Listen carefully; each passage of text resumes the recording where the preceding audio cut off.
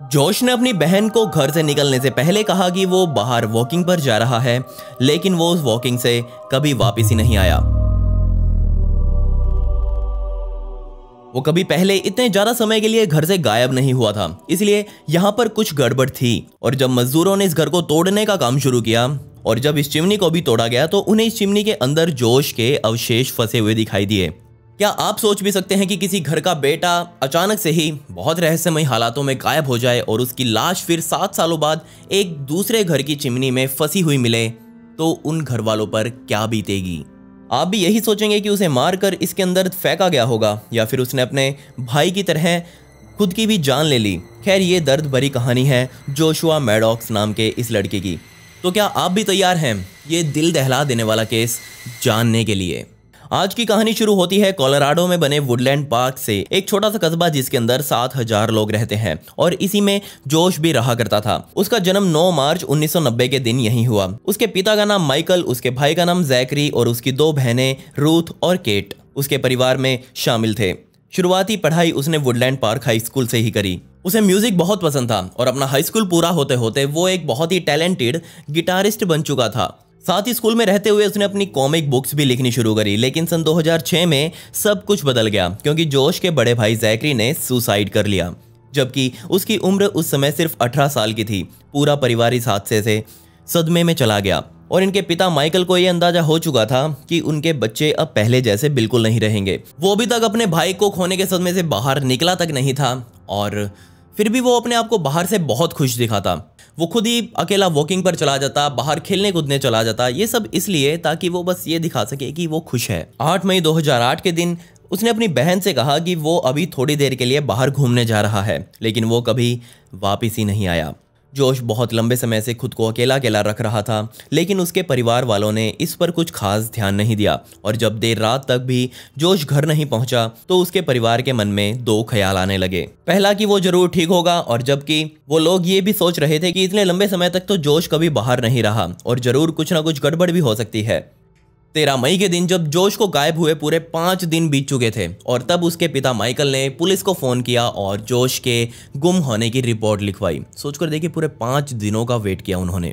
Police ने तुरंत Woodland park के आसपास और जंगलों में जोश को ढूंढना शुरू कर दिया, पर जोश का कोई पता नहीं चल पाया। दिन हफ्तों में बदले और हफ्ते महीनों में, लेकिन किसी को भी जोश की कोई खबर नहीं लगी। आखिरी इंसान जिससे जोश ने बात की थी वो उसकी बहन केट थी और केट ने ही सबसे पहले पुलिस को यह बयान दिया कि उन्हें किसी पर कोई शक नहीं है। जोश की कभी किसी से कोई लड़ाई नहीं थी, उसने कभी कोई गैंग वगैरह भी ज्वाइन नहीं की। पूरा स्कूल उसे एक फनी लड़के के तौर पर जानता था।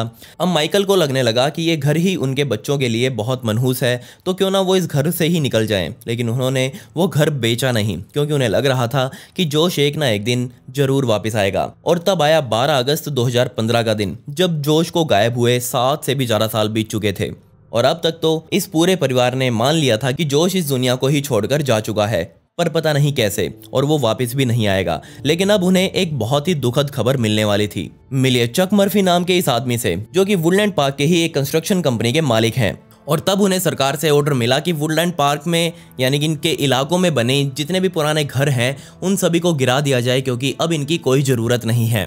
और इन्हीं घरों में से एक ये घर भी शामिल था। जी हाँ, जब इस घर को जेसीबी द्वारा तोड़ा जा रहा था तब इसकी चिमनी भी अपने आप नीचे ढह गई और यहाँ काम करने वालों ने इस चिमनी के अंदर झांक कर देखा तो उनके रोंगटे खड़े हो गए, क्योंकि यहाँ एक नौजवान युवक की लाश, अब लाश तो उसे क्या ही कहें बल्कि कंकाल, कुछ इस हालत में इस चिमनी में पड़ा हुआ था। बदकिस्मती से इस कंकाल की हालत इतनी खराब थी कि वहां काम कर रहे वर्कर्स ने उसे एक मम्मी मान लिया। तुरंत यहां पुलिस को बुलाया गया और जब इस कंकाल के डीएनए सैंपल्स की जांच की गई तो ये कंकाल के डीएनए सैंपल्स 100% जोश से मैच हुए। और क्या आप इस बात पर भी विश्वास करेंगे कि जिस घर में जोश की लाश मिली वो घर उसके खुद के घर से आधा किलोमीटर भी दूर नहीं था। जैसे ही ये खबर जोश के परिवार को लगी तो वो अंदर से पूरी तरह दहल गए, क्योंकि अब उन्हें जोश का असल सच पता लगने वाला था। परिवार वाले तो मान रहे थे कि वो सिर्फ घर छोड़कर गया है ताकि अपने सपने पूरे कर सके, लेकिन अब उन्हें पता चला कि जोश की मौत तो बेहद दर्दनाक थी। जैसे ही जोश का कंकाल यहाँ मिला तो इसकी खबर पूरे देश में आग की तरह फैल गई, लेकिन अब इस केस को सुलझाना भी था और यहाँ पर अब एक के बाद एक परत साफ होने लगी। शुरुआत में इस केस को देखने पर ऐसा लग रहा है जैसे ये कोई एक भयानक एक्सीडेंट हो, और यही बात जोश की बहन केट ने अपनी फेसबुक वॉल पर भी लिखी और उसने कहा कि हमें कोई अंदाजा नहीं था कि ये चीज़ एक एक्सीडेंट के अलावा भी कुछ और हो सकती है। लेकिन पुलिस ने इस केस को अलग फैक्टर से टटोलना शुरू किया। क्या उसने कोई ड्रग्स वगैरह ले रखी थी? क्या वो जंगलों में बने इस कैबिन में अपने किसी दोस्त के साथ गया था, या फिर किसी ने जोर जबरदस्ती कर उसे इस चिमनी में फेंक दिया? लेकिन यहाँ इनमें से किसी भी चीज के कोई सबूत नहीं मिले, जिसके बाद कोर्ट ने जोश की ऑटोप्सी करवाने के आदेश दिए, जिससे ये तो प्रूव हो गया कि मरते टाइम जोश ने किसी तरह की कोई ड्रग नहीं ले रखी थी। और साथ में ये भी कहा गया कि जोश के साथ कहीं से भी जबरदस्ती करने के कोई निशान मौजूद नहीं थे, जिससे अब सभी कंफ्यूज हो चुके थे कि अगर किसी ने उससे अंदर फेंका नहीं है तो क्या जोश खुद से ही इस चिमनी के अंदर कूद गया।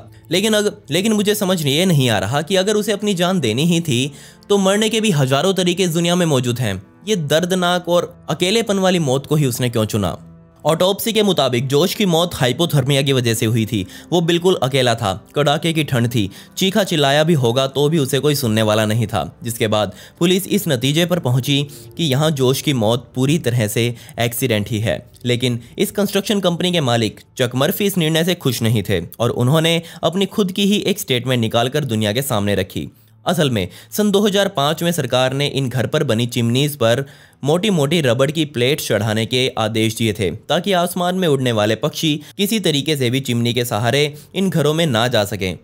और इसी बात को पॉइंट आउट करते हुए चक मर्फी ने कहा कि एक अकेला लड़का इस चिमनी के जो रबड़ लगे हुए हैं ऊपर उनको कैसे उखाड़ेगा और उसके अंदर कैसे कूदेगा और दोबारा भी उनको फिट कर जाएगा। जी हाँ, क्योंकि जो रबड़ उस चिमनी पे लगे हुए थे वो फिर से बिल्कुल उसी हालत में चढ़े हुए थे। ऐसा लग रहा था जैसे उन्हें खोला ही नहीं गया, जबकि नीचे से जाने का कोई उस चिमनी में रास्ता ही नहीं था।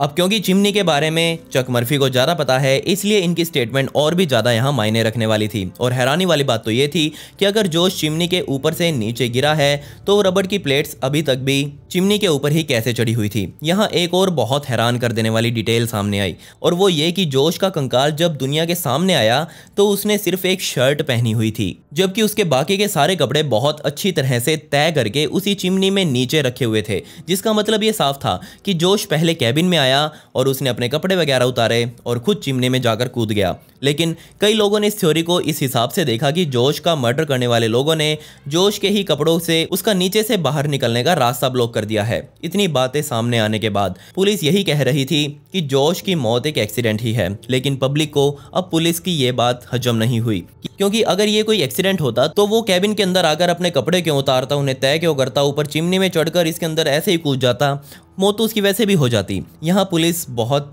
महत्वपूर्ण जानकारियों को मिस कर रही थी, जिसके बाद सोशल मीडिया पर यह केस बहुत वायरल हुआ। और तब पुलिस के पास एक 18 साल के लड़के की कॉल आई और उस कॉल करने वाले ने पुलिस को बताया कि मैंने सुना है एक व्यक्ति बोल रहा था कि मैंने ही जोश को उस चिमनी के अंदर फेंका था। शुरुआत में पुलिस को ये कॉल मजाक लगी और उस पर कोई ध्यान नहीं दिया गया, लेकिन कुछ सालों बाद जोश के ही एक क्लासमेट ने रेडिट पर एक पोस्ट करी जो कि कुछ ये थी, जिसमें उसके क्लासमेट ने एक एंडी नाम के लड़के का जिक्र किया था। ये एंडी भी उसी स्कूल में गिटार बजाता था। यहाँ जोश और एंडी की बहुत अच्छी पटने लगी थी। ये दोनों साथ में गिटार बजाते और इधर उधर घूमने चले जाते। ये दोनों न्यू मैक्सिको घूमने जाने का भी प्लान कर रहे थे, लेकिन तभी एकदम से ये कांड हो गया। और यहाँ आप सोच भी नहीं सकते कि एंडी ने जोश के साथ क्या क्या किया।